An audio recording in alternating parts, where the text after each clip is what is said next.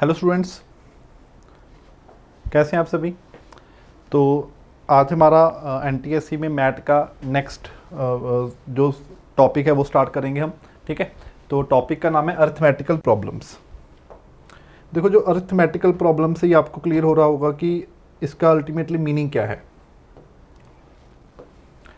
Arithmetic क्या होता है?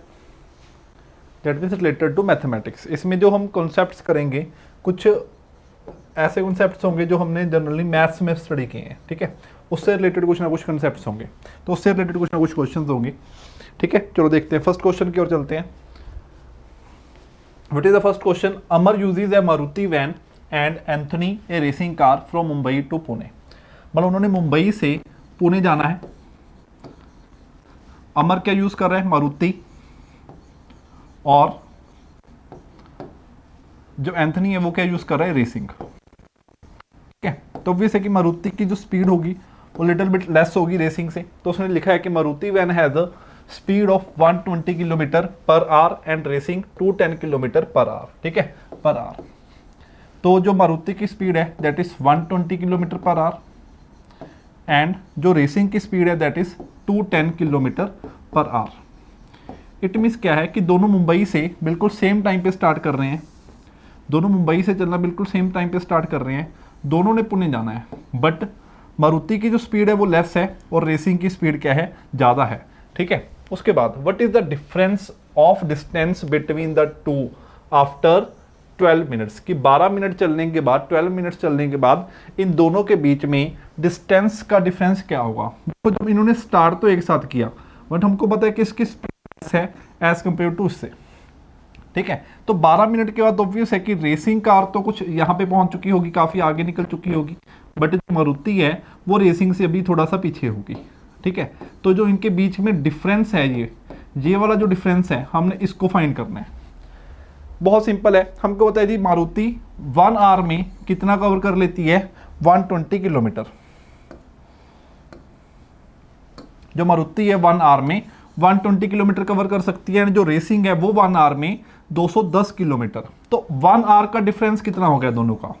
अगर हम देखें कि 1 आवर में कितना डिफरेंस आता है, 90 किलोमीटर का डिफरेंस आता है, तो मैं कह सकता हूँ 1 hour that means 60 minute. 60 minute में डिफरेंस क्या आ रहा है?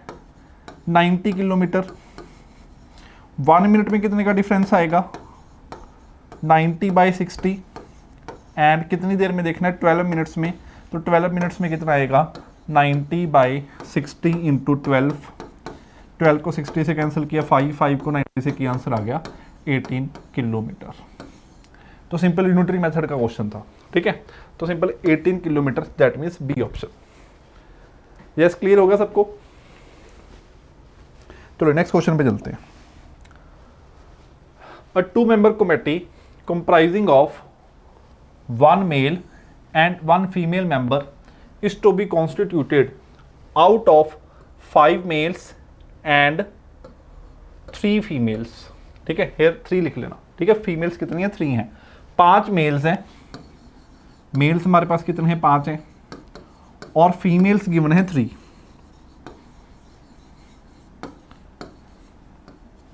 ठीक है, फीमेल्स 3 हैं। ओके, तो हमने क्या करना है? 2 मेंबर्स की कमेटी बनानी है। मतलब 2 मेंबर्स सेलेक्ट करने हैं जिसमें एक मेल रहेगा और एक फीमेल रहेगी। ठीक है, आपने परमुटेशन कॉम्बिनेशन एक टॉपिक पढ़ा होगा।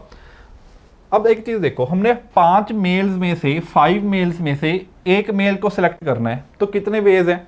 अगर किसी ने नहीं पढ़ा, देखो मेरे पास मान लो ये 5 मेल हैं, तो मेरे पास कितने वेज हैं, कितने रास्ते हैं किसी भी एक मेल को सिलेक्ट करने के लिए? कितने ऑप्शंस हैं मेरे पास? 5 ऑप्शंस हैं।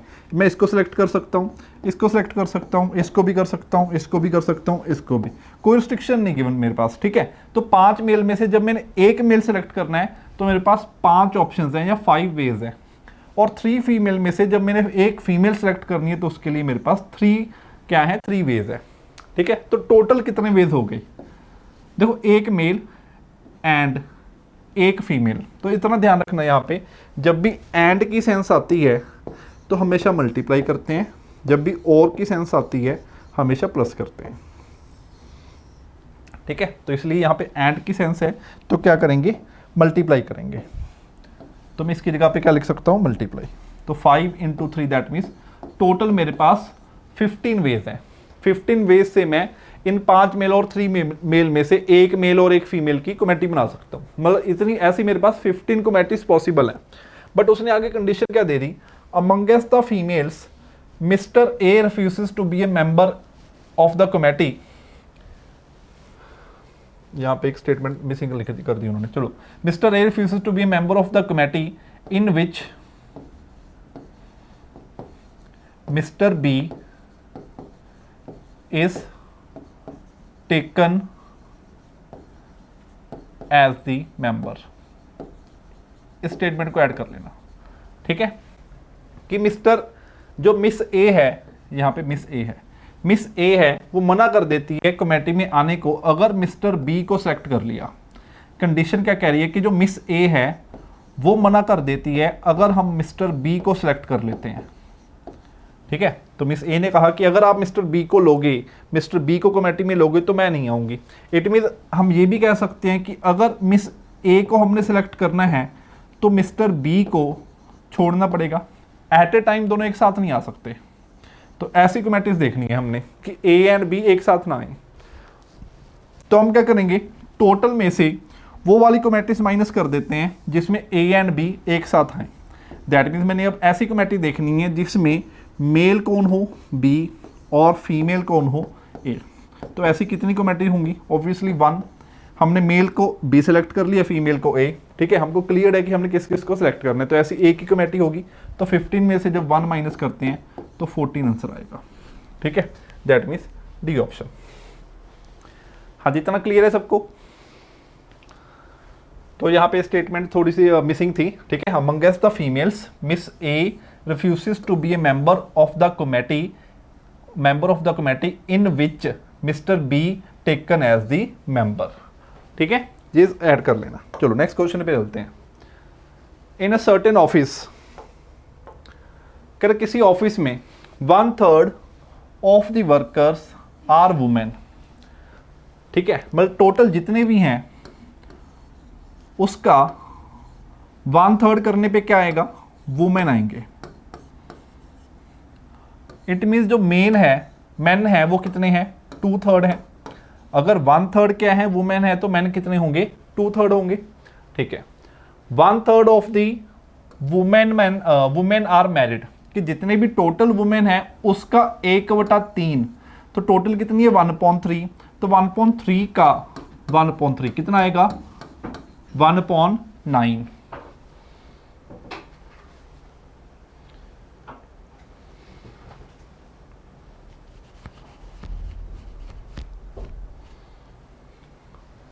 ठीक है। तो 1/9। तो अपने पास मैरिड वुमेन कितनी आ गई, 1/3 का 1/9 आ गया, ठीक है जी। उसके बाद 1/3 of the married women have children, जितने मैरिड वुमेन हैं उनमें से चिल्ड्रन किसके पास है, मैरिड का 1/3। तो 1/9 का 1/3 दैट मीन्स 1/27, ठीक है। 1/27।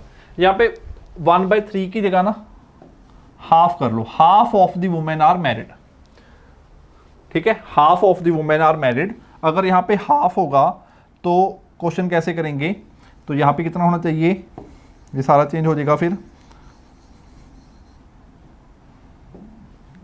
यहाँ पे क्या आएगा, 1/3 का 1/2 दैट मीन्स 1/6।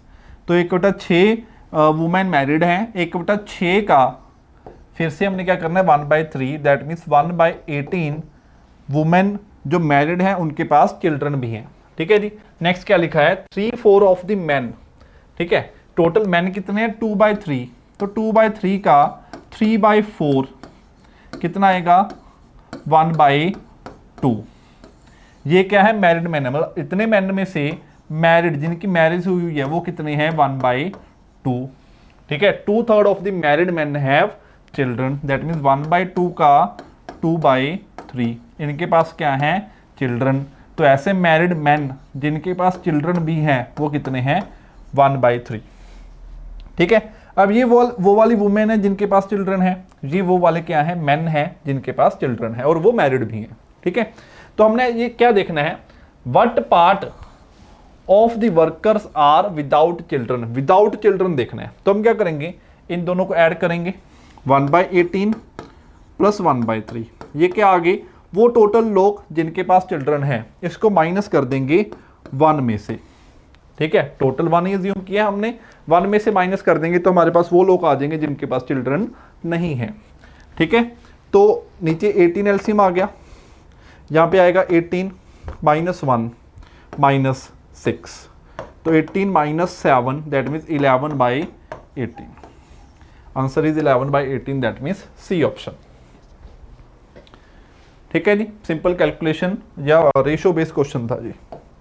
नेक्स्ट क्वेश्चन पे चलते हैं, इस क्वेश्चन को ध्यान से देखना।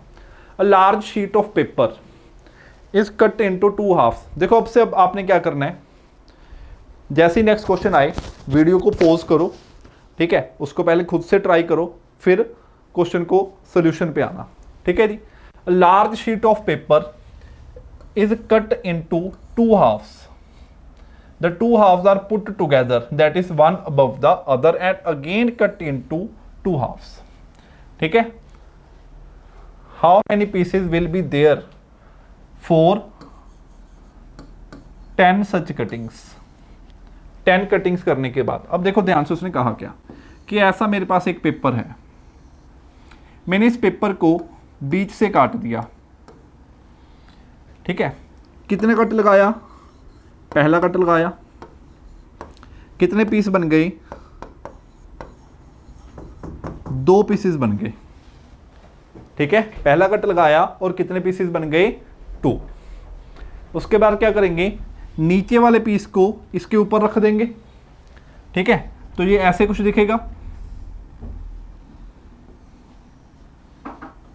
ये कुछ ऐसे दिखेगा, नीचे वाले पीस को इसके ऊपर रख दिया, फिर इस पे फिर से कट लगाएंगे, जैसे मर्जी लगा दो, मैटर नहीं करता। कितने पीस बन जाएंगे, अब देखो ये 2 पीस थे, बीच में से काटा, 2 इस साइड रह गए, 2 इस साइड, दैट मीन्स कितने हो गए, 4। तो सेकंड कट लगाने पे पीस कितने हो गए, 4। अब ये वाले पीसेस को इसके ऊपर यहाँ रख दिया, तो चीज़ ऐसे बन गई। इसको बीच में से फिर काट दिया, जब इन पीसेस को इसके ऊपर रखा था, 2 ये थे, 2 ये थे, टोटल 4 हो गए। 4 को बीच से काटा, 4 नीचे, 4 ऊपर, तो कितने रह गए, 8। तो 3 कट लगाने पे कितने पीस बन गए, 8, ठीक है जी। नेक्स्ट टाइम कितने बनेंगे, 4th कट लगाने पे डबल हो रहा है, 16। ऐसे ही हमने देखना है कि जब तक हम 10 कट लगा चुके होंगे कितने पीस बनेंगे। हमको इतना यहाँ से क्लियर है कि हर बार डबल हो जाते हैं, तो 2 रेज़ टू पावर इंक्रीज हो जाती है, 2 की 1 पावर हर बार इंक्रीज हो रही है। यहाँ पे 2 की कितनी पावर है, 1 है, पहले कट पे कितनी है, 1, दूसरे कट पे कितनी होगी, 2, तीसरे कट पे कितनी होगी, 3, चौथे पे कितनी हो जाएगी, 4, तो 10वें पे कितनी हो जाएगी, 2 रेज़ टू पावर 10, ठीक है। क्लियर हो गया। अब आगे से हमको समझ में आ गया कि ये कंसेप्ट क्या है, फंडा क्या है इसका। हमने सीधा याद कर लेना है, क्या याद करेंगे, number of pieces should be equal to 2 raise to power number of cuts. कितने पीस बनेंगे, 2 रेज़ टू पावर जितने कट लगा दिए, कितने पीस बनेंगे, 2 रेज़ टू पावर जितने कट लगा दिए। 10 कट लगाए थे, so 2 raise to power 10। 20 cut लगाए होते, 2 रेज़ टू पावर 20। 25 कट्स लगाए होते, 2 रेज़ टू पावर 25। 50 कट्स लगाए होते, 2 रेज़ टू पावर 50, ठीक है। तो जितने कट्स लगाए 2 रेज़ टू पावर उतना रखो, आंसर आएगा। 2 रेज़ टू पावर 10 क्या होता है, सबको पता है, 1024, ठीक है जी, 1024, ओके। अच्छा, ये कब है, जब हमने एक एक कट लगाया। मान लो ये क्वेश्चन कुछ ऐसे बन जाए,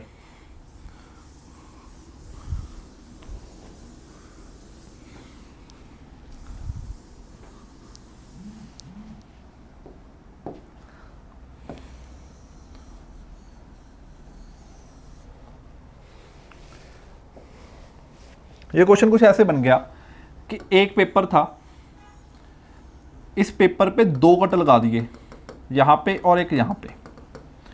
क्या किया हमने, इस पेपर पे 2 कट लगा दिए, तो कितने पीस बन गए, 3। इन तीनों को एक साथ कर दिया ऐसे, मतलब इन दोनों पीसेस को इसके ऊपर रख दिया। इट मीन्स अब ये 3 पीस हैं, इन तीनों पीसेस पे फिर से 2 कट लगा दिए, फिर से 3 ये 3 ये 3 ये 9, पहले 3 बने, फिर 9, नेक्स्ट टाइम इन 9 को एक साथ कर दिया, फिर से 2 कट लगा दिए, 9 9 9 कितने बनेंगे 27। तो अब क्या हो रहा है 3⁻1 इंक्रीज हो रहा है हर में, ठीक है ना, क्लियर है। ये 3⁻1 था, ये 2 हो गया, ये 3 हो गया, एंड तक मान लो 10 कट लगाए होंगे तो क्या होगा 3⁻10, ठीक है। इट मीन अगर हर बार 2 कट लगा रहे हैं तो 3 पीस बन जाते हैं, इसलिए 3 हो गया, ठीक है। तो यहाँ पे 2 की जगह पे 3 आ गया। मान लो अगर 3 कट लगाए हैं 1 2 3 तो 4 पीस बन जाते हैं, तो 4 बन जाएगा। अगर हमने 5 कट लगाए हैं, ठीक है जी, 4 कट लगाए हैं 1 2 3 4 तो 5 पीस बन गए, तो 5 बन जाएगा, ठीक है। कंसेप्ट कंप्लीटली क्लियर है। तो जैसे मर्जी क्वेश्चन को घुमा के दे सकता है वो, अब आपको सब कुछ सारे केसेस क्लियर हो गए, ठीक है। ओके, जितने कट लगाए हैं उसको ऊपर रखना है, जितने पीस बन जाते हैं, 1 कट लगाने पे 2 पीस बनते हैं तो 2 की पावर, 2 पीस लगाने पे 2 कट लगाने पे 3 पीस बनते हैं तो 3 की पावर, अगर 4 पीस लगाते हैं तो 5 बनते हैं तो 5 की पावर, ठीक है, जितने पीस बन जाते हैं। ओके, नेक्स्ट पे चलते हैं। सीता एंड गीता, काफी अच्छा क्वेश्चन है, ठीक है। स्क्रीनशॉट लो पहले इसका, ट्राई करो अच्छे से, फिर इसके सोल्यूशन पे आना। चलो देखो, Sita and Gita have 2 glasses of equal volume. Sita और गीता के पास 2 ग्लास हैं, ये सीता का गिलास है, ये गीता का। अब दोनों का वॉल्यूम सेम है, इट मीन अगर इसका वॉल्यूम V है तो इसका वॉल्यूम भी V होगा। वॉल्यूम अल्टीमेटली सबको पता है कि क्या होती है, उस कंटेनर की capacity. Sita says, it is Sita not Seema, Sita says to Gita. अब सीता ने गीता को कहा, देखो बोथ हैव सम मिल्क, उसने कहा दोनों में कुछ मिल्क है। मान लो कि इसमें X मिल्क है और इसमें Y मिल्क है। सीता सेज टू गीता, अब सीता ने कहा give me half the milk, give me half the milk in your glass so that my glass will be full of milk. अब सीता ने कहा कि अपने मिल्क का हाफ मेरे को दे दो। इट मीन्स क्या है कि X तो सीता के पास है ही, गीता का हाफ दैट मीन्स Y का हाफ अगर इसको मिल गया तो इसका ग्लास फुल हो जाएगा। फुल होने का मीनिंग किसके इक्वल बन गया, वॉल्यूम के इक्वल। ये एक इक्वेशन बन गई, ठीक है, क्लियर हो गया ना। ध्यान से दोबारा सुनते हैं। सीता सेज टू गीता, सीता ने गीता को कहा give me half the milk in your glass so that my glass will be full of milk. It means कि मेरे पास X तो है ही, अगर Y का हाफ आ गया तो मेरा ग्लास क्या होगा, full. Gita says to Sita, अब गीता ने क्या कहा, instead you give me 1/4 of the milk in your glass so that my glass will be full of milk. उसने कहा इसकी जगह पे हम ऐसे कर लेते हैं कि अपना तुम 1/4 दे दो। इट मीन्स मेरे पास Y तो है ही, X का क्या दे दो 1/4, दैट मीन्स X/4, तो गीता का ग्लास फुल हो जाएगा। इट मीन्स ये भी किसके इक्वल बन गया, V के, ठीक है। ये 2 इक्वेशंस बन गई हमारे पास। अब एक चीज ध्यान से देखो, ये भी V है, ये भी V है, ये भी V के इक्वल है, ये भी, इट मीन्स ये आपस में इक्वल होंगे। तो मैं कह सकता हूं X plus Y/2 should be equal to Y plus X/4। X वाली टर्म एक साइड पे ले जाओ, X माइनस X/4, ये उस साइड Y माइनस Y/2, क्या बन गया 3X/4, that is Y/2। Cancel किया, 2 आया, 2 ऊपर 3 नीचे, तो X/Y कितना आ गया 2/3। XY अल्टीमेटली था क्या, X जो सीता का मिल्क है, Y जो गीता का मिल्क है, ठीक है। तो वही चीज हमने फाइंड करने की, दोनों के ग्लासेस में जितना भी मिल्क है उसकी क्या फाइंड करनी थी, रेशो, और रेशो हमारे पास आ चुकी है 2:3, दैट मीन्स डी ऑप्शन। एक वे है इस क्वेश्चन को सॉल्व करने का। दूसरा वे देखते हैं। अगर ऑप्शंस को यूज करें हम, एक बार इन दोनों ऑप्शंस को ध्यान से देखो, क्या दोनों ऑप्शंस में कोई डिफरेंस है। अल्टीमेटली हमने रेशो फाइंड करनी है, ये दोनों रेशो सेम ही है, 4:3, इसको हम कैंसिल करके 4:3 लिख सकते हैं। इट मीन ऑब्वियस है कि 2 ऑप्शन तो हो नहीं सकते, तो दोनों ऑप्शन तो बाहर हो गए। अब आंसर या तो ए है या डी है। अगर हमने ऐसे सॉल्व नहीं करना, बाय ऑप्शन क्वेश्चन को करना है, तो बता रहा हूं मैं, हमने दो ऑप्शन डायरेक्टली सिर्फ देखते ही एलिमिनेट कर दिए, ए और डी में से एक आंसर है। अब किसी भी एक ऑप्शन पे ये कंडीशन लगा दो। मैंने मान लिया कि अगर ए ऑप्शन आंसर होता, ठीक है, अगर क्या होता, ए ऑप्शन आंसर होता, तो सीता के पास कितना मिल्क होता 2, गीता के पास कितना होता 4। ठीक है जी, क्लियर है? ओके, अब इसकी कंडीशन सेटिस्फाई करके देखते हैं, क्या ए में इसकी कंडीशन सेटिस्फाई हो सकती है। सीता ने गीता को कहा था कि अपना हाफ दे दो, इट मीन सीता के पास 2 तो था ही, गीता के पास कितना था 4, 4 का हाफ दैट मीन्स 2 अगर इसके पास हो गया तो फुल होएगा। 2 मिलने के बाद कितना हो गया, ये 4 हो गया। अच्छा, अगर 4 फुल होता फिर तुम ये कह सकते थे इसका ग्लास तो ऑलरेडी फुल है, क्योंकि इसके पास तो ऑलरेडी 4 ही था। ठीक है, बट हमको पता है जी इसका 4, इसके पास 4 है, बट ये फुल तो है नहीं फिर, क्योंकि इसको भी कुछ ना कुछ तो इससे लेना पड़ा था फुल करने के लिए। ठीक है, इट मीन्स ये वाला ऑप्शन सेटिस्फाई नहीं हो रहा कंडीशन को, ए वाला ऑप्शन गलत हो गया। तो बचा क्या, डी ऑप्शन।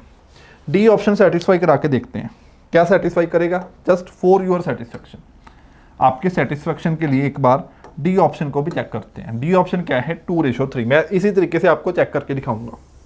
अब देखो, सीता ने कहा था कि हाफ अपना मेरे को दे दो, इट मीन सीता के पास 2 था, 3 का हाफ दैट मीन्स 1.5, कितना होगा 3.5। तो सीता के पास कितना आ गया 3.5। अब गीता ने क्या कहा था कि अपना 1/4, इट मीन्स गीता के पास 3 था, 2 का 1/4 कितना होगा 0.5, तो कितना हो गया वो 3.5। तो दोनों इक्वल हैं, ये भी अगर फुल है तो ये भी फुल है। ठीक है, दोनों इक्वल हैं, इसलिए कंडीशन सेटिस्फाई कर रही है। आंसर क्या हो गया, डी ऑप्शन। क्लियर है? चलो नेक्स्ट क्वेश्चन पे चलो। हाँ जी, नेक्स्ट क्वेश्चन पे आ चुके हैं। एवरेज बेस्ड क्वेश्चन है, ध्यान से करना। Average age of husband, wife and their child 3 years ago was 27 years। ठीक है जी, क्या गिवन है हमको, हस्बैंड, वाइफ एंड चाइल्ड की एवरेज, एवरेज के लिए नीचे 3 लगा देंगे, कितनी है 27। ये कब है, 3 years पहले। तो ये कंडीशन कब की है, आज से 3 साल पहले की। अगर मैंने प्रेजेंट की बात करनी हो तो प्रेजेंट में क्या होगा। अब एक चीज देखो, अगर मैं प्रेजेंट पे आऊं, इट मीन्स 3 साल पहले से प्रेजेंट पे आना है, तो हस्बैंड भी 3 इंक्रीज हो गया, वाइफ भी 3 इंक्रीज होगी, चाइल्ड भी 3 इंक्रीज हो गया।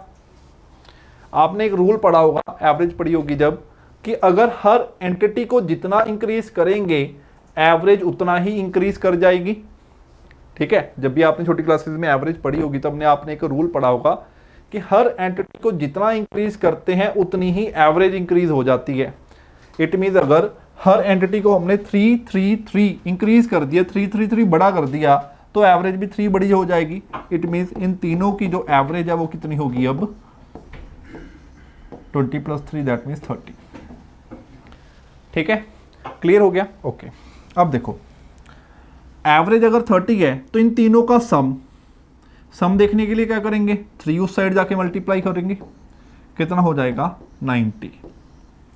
ठीक है, नेक्स्ट लाइन पे आते हैं। The wife and that of wife and the child 5 years ago was 20 years। अब उसने कहा वाइफ और चाइल्ड की एवरेज देखनी है तो नीचे 2 कितनी है 20 है। कब, 5 साल पहले थी ये, 5 साल पहले।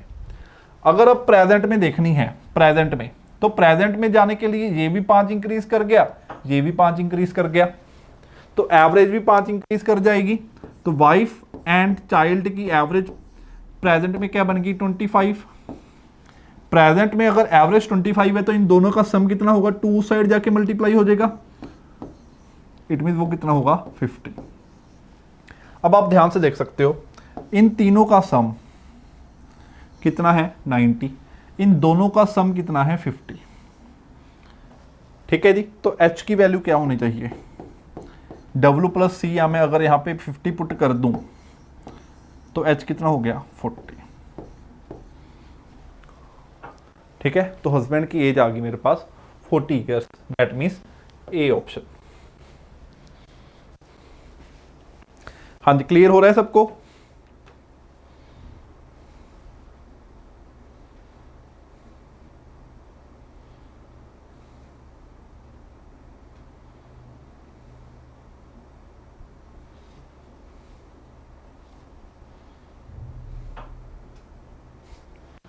चलो नेक्स्ट क्वेश्चन पे चलते हैं।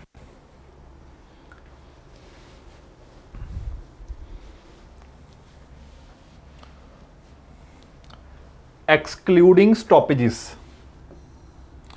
the speed of a bus is 54 km per hour and including stoppages it is 45 km per hour। कहता है कि अगर हम स्टॉपेजेस को एक्सक्लूड करके चलें तो स्पीड कितनी है 54, अगर इंक्लूड करके चले तो स्पीड कितनी होगी 45। It means what does this mean, मान लो हमने ए पॉइंट से चलना स्टार्ट किया, हमने बी पॉइंट तक जाना है, अगर तो हम स्टॉपेजेस पे बिना रुके सीधा जाएंगे तो हम कितनी स्पीड से जा सकते हैं 54 किलोमीटर पर आवर। अगर हम स्टॉपेजेस पे रुक रुक के इस तरीके से जाएंगे तो हम कितनी स्पीड से जा सकते हैं 45 किलोमीटर पर आवर। ठीक है, ऑब्वियसली हमारी जो स्पीड होगी, अवर स्पीड होगी, वो डिक्रीज हो जाएगी। ठीक है, इस स्पीड का मीनिंग क्या है कि मैं 1 घंटे में कितना कवर कर सकता हूं 54 किलोमीटर। इस स्पीड का मीनिंग क्या है कि मैं 1 घंटे में कितना कवर करता हूं 45 किलोमीटर। ठीक है, 1 आवर में 54 किलोमीटर कवर करता हूं और 1 आवर में 45 किलोमीटर कवर करता हूं। तो मैंने यहां पे 1 घंटे में कितना एक्स्ट्रा कवर कर लिया, बताओ कितना एक्स्ट्रा कवर कर लिया, 9 किलोमीटर एक्स्ट्रा कवर कर लिया। ऐसा क्यों हुआ, क्योंकि मैं रास्ते में कहीं भी रुका नहीं। ठीक है, जब मैं इससे उल्टा बोल सकता हूं कि मैंने नीचे वाले केस में ऊपर वाले केस से 9 किलोमीटर लेस कवर किया क्योंकि मैं रास्ते में इन प्लेसेस पे रुका रहा। ठीक है, अब एक चीज ध्यान से सोचो कि ऊपर मैंने 9 किलोमीटर एक्स्ट्रा कवर किया, जितनी देर में मैं यहां पे रुका उतनी देर में ही मैंने ऊपर 9 किलोमीटर कवर किया होगा। ठीक है, कॉमन सेंस की बात है कि जितनी देर, जितना टाइम ये मैं नीचे रुका रहा उतने टाइम में ही मैंने 9 किलोमीटर एक्स्ट्रा कवर कर लिया, क्योंकि 45 किलोमीटर तो यहाँ पे भी कवर किया ही है, वो तो यहाँ पे भी किया ही है, यहाँ पे 9 एक्स्ट्रा किया है। 9 एक्स्ट्रा क्यों कर पाया, क्योंकि मैं कहीं रुका नहीं। तो मैं कह सकता हूँ कि अगर मैं यहाँ पे रुका इसलिए 9 किलोमीटर कम कवर हुआ। ठीक है, तो जितना टाइम ऊपर मैंने 9 किलोमीटर कवर करने में लगाया होगा उतने टाइम के लिए मैं नीचे स्टॉपेजेस पे रुका। तो मैं जस्ट ये देख लूं कि ऊपर मैंने 9 किलोमीटर कवर करने में कितना टाइम लगाया। ठीक है जी, 9 किलोमीटर कवर करने में टाइम देखना है। तो टाइम क्या होता है, डिस्टेंस अपॉन स्पीड। कितना डिस्टेंस रखना है 9, स्पीड कितनी है 54, 1/6 आवर। मिनट्स में कन्वर्ट करने के लिए 6 से मल्टीप्लाई, दैट मीन्स 10 मिनट। ठीक है, answer is 10 minute, that means B option. हाँ जी, क्लियर हो गया सबको।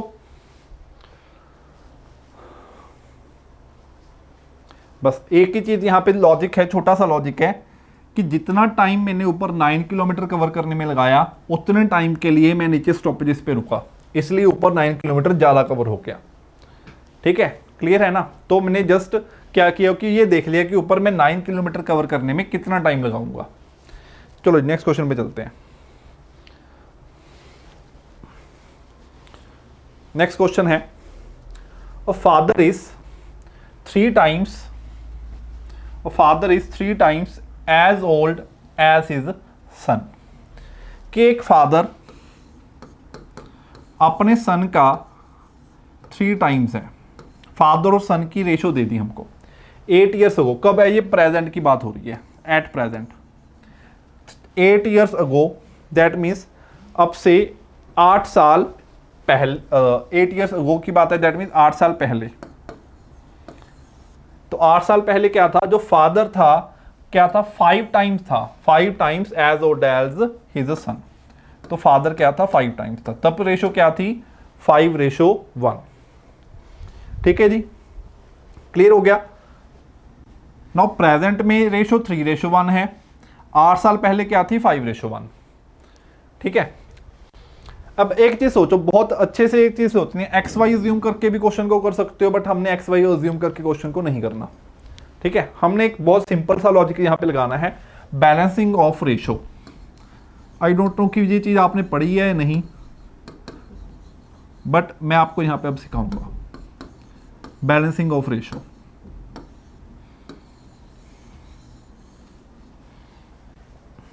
ठीक है, देखो कैसे लगाते हैं बैलेंसिंग ऑफ रेशो। ये रेशो 3:1 है, ये रेशो 5:1 है। मेरे को इतना पता है कि ये प्रेजेंट टाइम की रेशो है, ये आज से 8 साल पहले की। इट मीन्स यहाँ से यहाँ तक फादर भी 8 ईयर्स पीछे चला गया और सन भी 8 ईयर्स पीछे चला गया। ठीक है, इन दोनों टाइम में फादर की एज का जो डिफरेंस है वो भी 8 है और जो सन की एज का डिफरेंस है वो भी 8 है। ठीक है जी, क्लियर है? ओके, तो मैं कह सकता हूं कि ये वाला जो डिफरेंस है वो सेम होना चाहिए इस डिफरेंस से। जितना डिफरेंस यहां पे आए उतना ही डिफरेंस यहां पे आना चाहिए। अगर आ रहा है तो ठीक है, अगर नहीं आ रहा तो लेके आएंगे, उस डिफरेंस को सेम करेंगे। मैं देख सकता हूं कि यहां पे ये डिफरेंस सेम नहीं है, तो सेम करना पड़ेगा। तो सेम करने का वे क्या है, इस रेशो के डिफरेंस को, नीचे वाली रेशो के डिफरेंस को कितना है 4, ऊपर मल्टीप्लाई कर दो। इस रेशो के डिफरेंस को कितना है 2, नीचे वाली रेशो से मल्टीप्लाई कर दो। ये कितना बन गया? या तो देखो, अगर ये दोनों नंबर आपस में कैंसिल हो सकते हैं तो कैंसिल कर दो, हो रहे हैं। यहाँ पे 2 आ गया, यहाँ पे 1 आ गया। ठीक है ना, कैंसिल होके यहाँ पे 2 आ गया, यहाँ पे 1। 2 को 3 से मल्टीप्लाई किया 6, 2 को 1 से मल्टीप्लाई किया 2। तो नई रेशो ये 3:1 क्या बनेगी 6:2। तो अल्टीमेटली है तो अभी भी 3:1 ही। ठीक है, रेशो नहीं कॉम्प्रोमाइज हुई। ठीक है, हमने अपनी तरफ से थोड़ी सी एडजस्टमेंट कर दी। ये रेशो क्या रहेगी 5:1। अब देखो, मैं कह सकता हूं कि प्रेजेंट में अगर फादर 6 पार्ट था तो 8 साल पहले कितना था, वो 5 पार्ट था। तो कितने पार्ट का डिक्रीज है? 1 पार्ट का डिक्रीज है। प्रेजेंट में अगर सन 2 पार्ट था तो 8 साल पहले कितने पार्ट था? 1 पार्ट था। यहां पे भी कितने पार्ट का डिक्रीज है? 1 पार्ट का डिक्रीज है। ठीक है, तो रेशो में 1 पार्ट का डिक्रीज आया। कितने सालों में आया? 8 ईयर्स में। मैं कह सकता हूं कि एक पार्ट 8 ईयर्स के इक्वल हो गया। फिर हमने फाइंड क्या करना है? प्रेजेंट एज ऑफ सन। सन की प्रेजेंट एज, सन की प्रेजेंट एज। तो प्रेजेंट वाली रेशो अब ये वाली लेनी है। प्रेजेंट वो कितने पार्ट है? 2 पार्ट है। तो 2 पार्ट की वैल्यू कितनी आ गई? 16 years. It is our answer. ठीक है, हाँ जी, क्लियर हो गया सबको? तो हमारा आंसर आ गया 16 ईयर्स।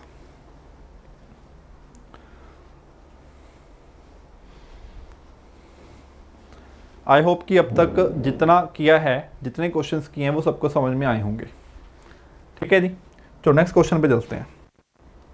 बस यहाँ पे जो लॉजिक लगाना है, balancing of ratio. Balancing of ratio लगती कब है? जब हमको इतना पता है कि न्यूमिनेटर का डिफरेंस एंड डिनोमिनेटर का डिफरेंस सेम होना चाहिए। यहाँ पे डिफरेंस सेम क्यों होना चाहिए? क्योंकि अगर हम 8 साल पीछे गए हैं तो ऑब्वियसली फादर की एज भी 8 डिक्रीज होगी, सन की एज भी 8 डिक्रीज हो गई।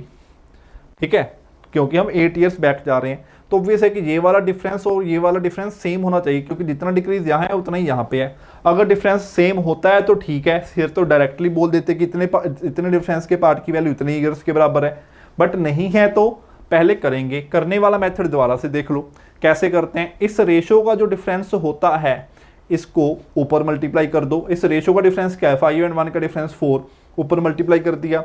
इस रेशो 3 और 1 का डिफरेंस क्या है? 2, इसको नीचे मल्टीप्लाई कर दिया। अगर इसमें कुछ कैंसिल हो सकता है, कैंसिल कर दो। 2 को 4 से कैंसिल किया, 2 1 आ गया। नहीं भी करोगे तो भी आंसर सेम आएगा, कोई दिक्कत नहीं है। ठीक है, तो 2 को मल्टीप्लाई किया इस रेशो से, न्यू रेशो बन गई 6:2। 1 को मल्टीप्लाई किया इस रेशो, तो रेशो रह गई 5:1। अब मैंने कहा कि अगर फादर 6 पार्ट होता तो वो कितने पार्ट चला गया था? 8 साल पहले 5 पार्ट रह गया था। दैट मीन्स कितने पार्ट का डिक्रीज है? 1 पार्ट का। सन में भी कितने पार्ट का डिक्रीज है? 1 पार्ट का। अब ये डिफरेंस सेम हो चुका है, तो 1 पार्ट की वैल्यू कितनी होगी? 8 ईयर्स होगी। ठीक है, तो हमने क्या फाइंड करना था? सन की प्रेजेंट एज। प्रेजेंट एज अब वाली रेशो अब ये है। ठीक है, ये वाली जो न्यू रेशो बनाई थी। तो प्रेजेंट में सन कितने पार्ट है? 2 पार्ट। 2 पार्ट की वैल्यू कितनी आ गई? 16 years. That means C option. ठीक है, now let's move to next question. A shepherd had 17 sheep। कहता है किसी शेफर्ड में 17 शीप हैं। All but 9 died। All but 9 का मीनिंग क्या है? ऑल बट 9 का मीनिंग क्या है कि नो को छोड़ के बाकी सब मर गई। नो को छोड़ के बाकी सब मर गई। अगर इस स्टेटमेंट का मीनिंग समझ में आता है तो ये क्वेश्चन हो जाएगा, अदरवाइज ये क्वेश्चन पक्का रॉन्ग होगा। All but 9 died, all but 9 कि 9 को छोड़ के बाकी सब मर गई। तो 9 को छोड़ के मरी है, 9 मतलब टोटल 17 थी, अगर 9 को छोड़ दिया तो पीछे कितनी बची? 17 में से 8, इट मीन्स 8 मर गई। ठीक है, इट मीन्स कितनी जिंदा है, कितनी he is left with, answer क्या रहेगा? 9। ठीक है, तो बहुत सिंपल क्वेश्चन था जी। चलो नेक्स्ट क्वेश्चन पे चलते हैं।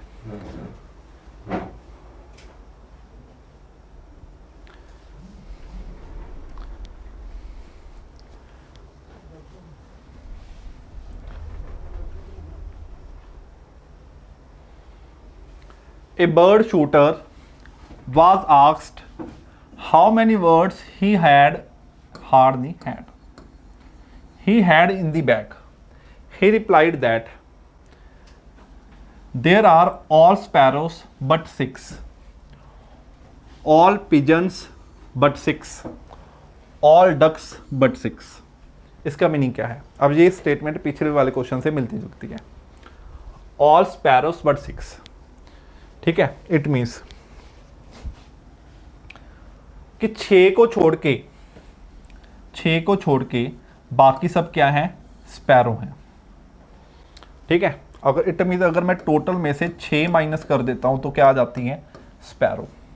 ऑल स्पैरोस बट 6, सारी स्पैरो हैं बट 6 नहीं है। ठीक है, अगर मैं टोटल में से 6 को छोड़ दूं तो क्या है? स्पैरो है। All pigeons but 6, similarly total में से 6 माइनस कर दूं तो क्या है? पिजन है। Similarly total all ducks but 6 की सारी डक्स हैं बट 6 नहीं है, इट मीन्स टोटल में से अगर 6 माइनस कर दूं तो क्या बनेगा? डक्स बनेगा। ठीक है, एक बार अगर हम इन तीनों को ऐड कर दें, टोटल आएगा 3 बार 6 6 6 18, s plus P plus T. S plus P plus D क्या रहेगा? टोटल ही रहेगा ये भी। ठीक है, तो ये क्या है? टोटल की इक्वल है। ठीक है जी, तो 3 times total minus 18 is equal to total. तो 3 टाइम टोटल, एक टाइम इधर आके माइनस कर दिया, इज इक्वल टू 18। ठीक है, ये रहा 2 टी इज इक्वल टू 18, इसको इससे कैंसिल किया तो टोटल कितना रहा? 9। ठीक है, इट मीन्स टोटल कितने वर्ड्स थे? 9 वर्ड्स थे। अब देखो हमको पता लग गया कि टोटल 9 वर्ड थे। हम अब दोबारा से इस कंडीशन को सेटिस्फाई करवा के देखते हैं ताकि आपको बाय ऑप्शन क्वेश्चन को करना सॉल्व करना आ सके। देखो हमारे पास अगर 9 क्या है? टोटल है। उसने कहा ऑल स्पैरो बट 6, मतलब 6 को छोड़ के बाकी सब स्पैरो हैं, तो 6 को छोड़ के स्पैरो कितने आए? 3 आए। ठीक है, ऑल पिजन्स बट 6, मतलब 9 में से 6 को छोड़ के बाकी सब क्या है? पिजन, तो 3 पिजन है। सिमिलरली 9 में से 6 को छोड़ के बाकी सब क्या है? डक्स हैं, तो 3 क्या है? डक्स हैं। तो 3 3 3 टोटल कितने हो गए? 9। और हम देख भी सकते हैं, ठीक है, कि ये 6 को छोड़ दिया तो ये स्पैरो हैं, ये वाले इसको और इसको, ये वाले 6 को छोड़ दिया तो ये 3 पिजन हैं, ये 3 एंड 3 6 को छोड़ दिया तो ये वाले 3 डक्स हैं। ठीक है, क्लियर है? तो टोटल आंसर क्या रहा? 9, ए ऑप्शन। ठीक है, बस इस स्टेटमेंट का ध्यान रखना है, ऑल एंड बट।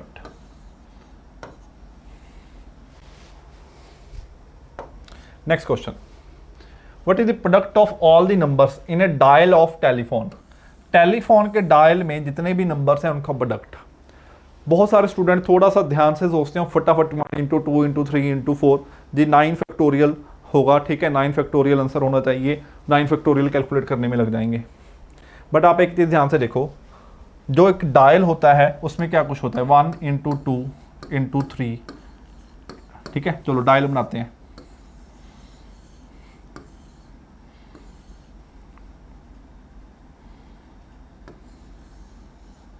कुछ इस तरीके से होता है, 1 2 3 4 5 6 7 8 9, और यहाँ पे क्या रहेगा? 0 भी तो होता है। प्रोडक्ट करना है, इसका प्रोडक्ट कुछ भी बने, जब उसको 0 के साथ मल्टीप्लाई करेंगे तो वो प्रोडक्ट कितना बन जाएगा? 0 बन जाएगा। So answer should be 0, option में नहीं है, सो नन ऑफ दिस। ठीक है, ये नहीं कि ऑप्शन में 0 तो है नहीं, नन ऑफ दिस तो है। ठीक है जी, क्लियर हो गया। तो ऐसे छोटी छोटी बातों का ध्यान रखना होता है। Next question,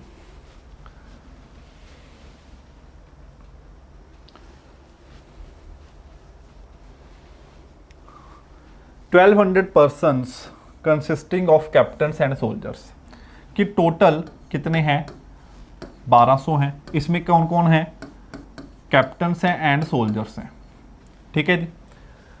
for every 15 soldiers there is one captain, 15 soldiers के पीछे एक कैप्टन है। तो मेरे पास क्या हो गया, सोल्जर्स और कैप्टन की रेशो होगी। ठीक है, तो मैं कह सकता हूं कि 15 सोल्जर और एक कैप्टन कितने पार्ट हो गए, 16 पार्ट। 16 पार्ट कितने के बराबर, 1200 के। तो एक पार्ट की वैल्यू हाँ जी कितनी आएगी,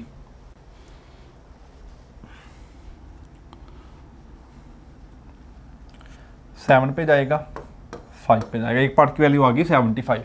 नंबर ऑफ कैप्टन्स, हाँ जी कितने कैप्टन्स होंगे, 75, क्योंकि एक पार्ट क्या है, कैप्टन है। तो आंसर क्या आएगा, सी ऑप्शन, दैट मीन 75। ठीक है, क्लियर हो गया।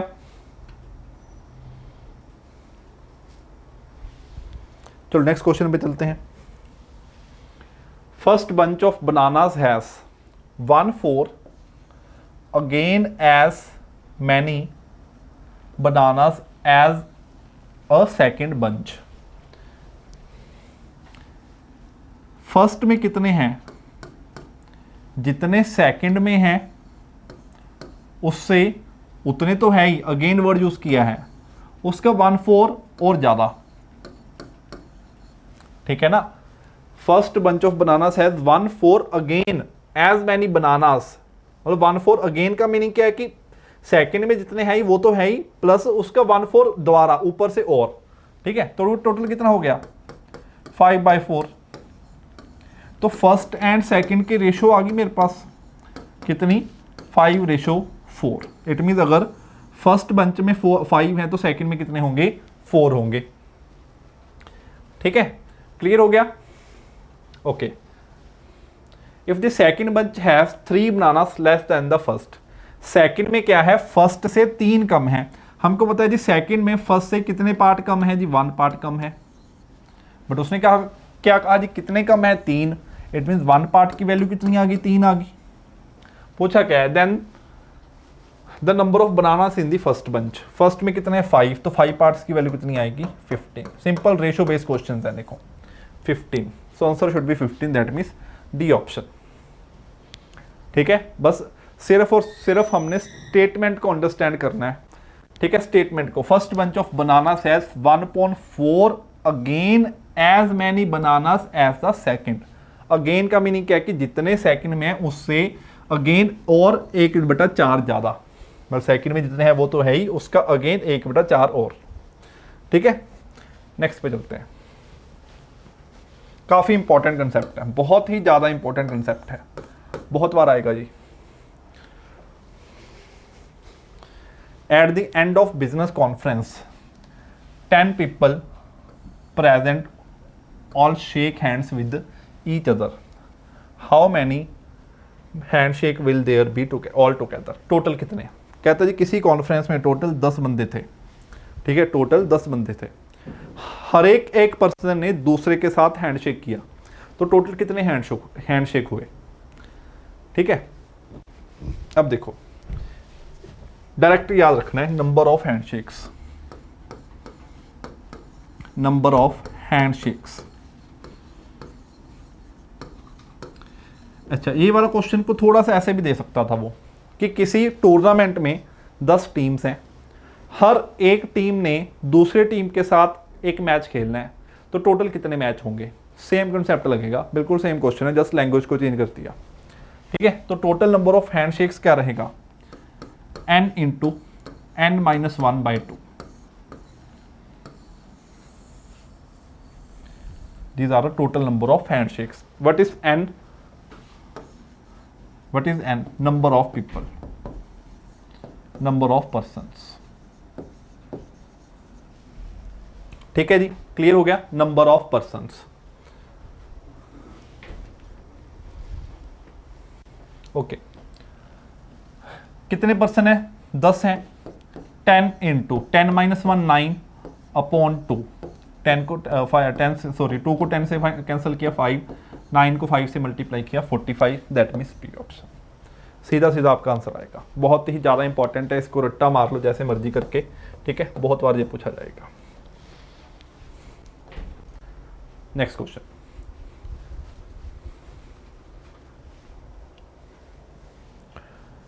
Now see, in a class there are 18 boys who are over 160 centimetre tall. 18 boys ऐसे हैं जो 160 सेंटीमीटर से ज़्यादा टॉल हैं, ठीक है। If there constitute 3/4 of the boys and total number of boys is 2/3 of the, okay. कहता है ये 18 क्या है? टोटल बॉयज का 3/4। अगर टोटल बॉयज का 3/4 कर दूं तो कितना रहेगा? 18 रहेगा, ठीक है जी। एंड जो बॉयज हैं वो क्या है? बॉयज क्या है? 2/3 है टोटल स्टूडेंट्स का। जितने भी टोटल स्टूडेंट्स हैं उनका 2/3 क्या है जी? बॉयज है। तो बॉयज 2/3 ऑफ स्टूडेंट्स हैं। यहां पे मैं बी की वैल्यू सीधा ही पुट कर दूं, क्या? 2/3s, 3 से 3 कैंसिल, 2 से 2 कैंसिल, तो स्टूडेंट्स कितने हो गए? 18 इंटू 2 36, ठीक है।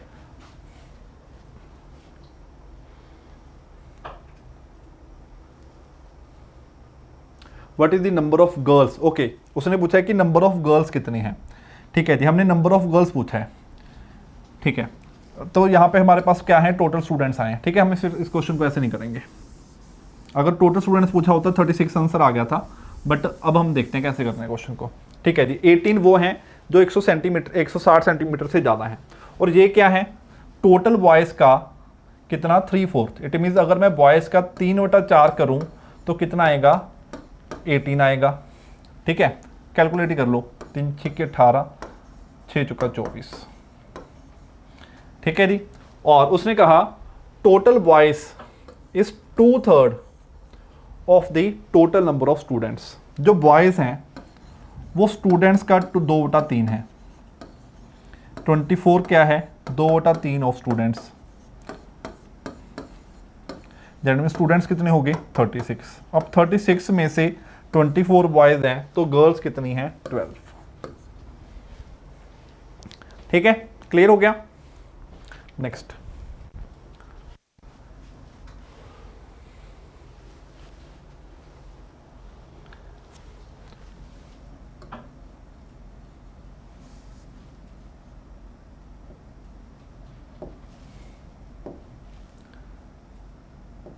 यहां पे फुल स्टॉप है।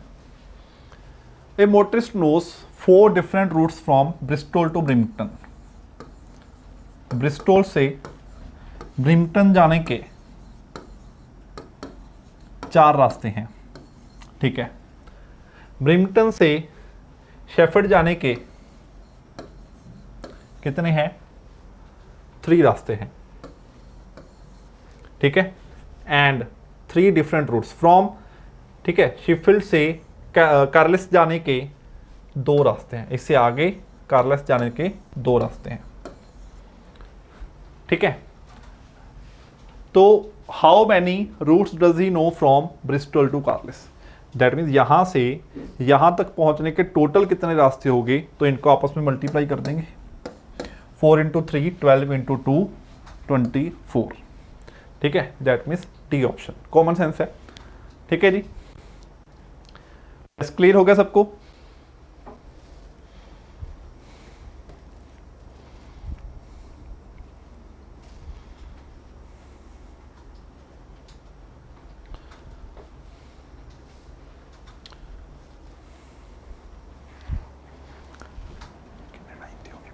वीडियो कितने टाइम